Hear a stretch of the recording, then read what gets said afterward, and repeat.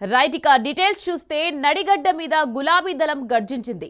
తేరు మైదానం జన సందోహంతో షిగమూగింది. పట్టణ శివారు నుంచి సభాస్థలి దాకా సాగిన ర్యాలీ జయాత్రను తలపించింది.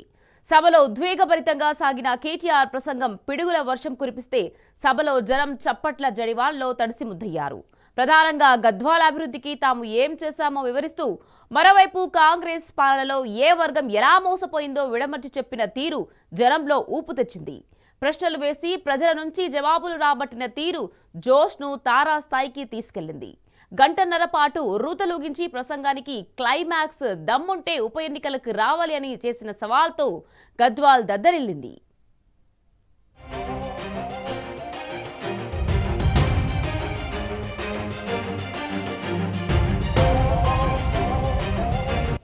గద్వాల జిల్లా కేంద్రంలో శనివారం జరిగిన గద్వాల గర్జన సభ సక్సెస్ తో బీఆర్ఎస్ లో జోష్ కనిపించింది. జిల్లా కేంద్రం ఫ్లెక్సీలు, బ్యానర్లతో గులాబీమయమైంది. సభలో బీఆర్ఎస్ వర్కింగ్ ప్రెసిడెంట్ కేటీఆర్ ప్రభుత్వ వైఫల్యాలను ఎండగట్టారు. అబద్ధపు హామీలతో గద్దెనెక్కి నేడు హామీలను అమలు చేయకపోవడంతో జనం ఇదేం ప్రభుత్వం అని చీకొడుతున్నారని అన్నారు. కేసీఆర్ హయాంలో జరిగిన అభివృద్ధిని వివరించారు. కేటీఆర్ పై ఉన్న అభిమానంతో వర్షాన్ని సైతం లెక్క చేయకుండా బీఆర్ఎస్ పార్టీ శ్రేణులు, అభిమానులు భారీగా తరలివచ్చారు. సభకు కేటీఆర్ వస్తుంటే అడుగడుగునా జనం నీరాజనం పలికారు.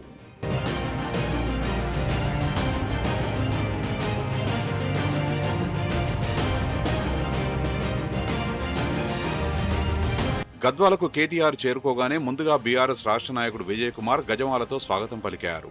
కేటీఆర్ ర్యాలీ రాఘవేంద్ర కాలనీ నుంచి ప్రారంభం కాగా సాట్ మాజీ chairman doctor Anjaneya Goud, BRS నియోజకవర్గ ఇన్ఛార్జి బాసు హనుమంతనాయుడు, మున్సిపల్ మాజీ చైర్మన్ కేశవ్ ముందుండి నడిపించారు. ర్యాలీ సమయంలో బీఆర్ఎస్ కార్యకర్తలు, అభిమానులతో రోడ్లన్నీ జనసంద్రంగా మారాయి.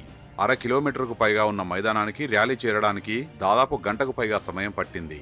మోటార్ సైకిళ్లు, వాహనాలు, ప్రజలు, కార్యకర్తలు, నాయకులతో పట్టణం కిక్కిరిసిపోయింది.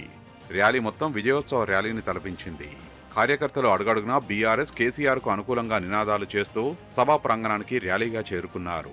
సభ నిర్వహించే తేరు మైదానం నాయకులు, అభిమానులతో కిక్కిరిసిపోయింది.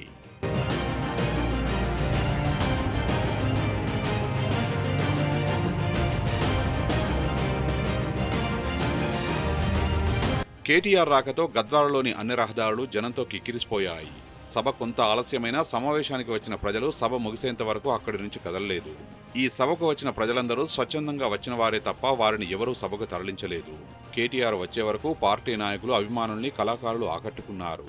ఆటపాటలతో ప్రజల్ని ఉత్తేజపరిచారు.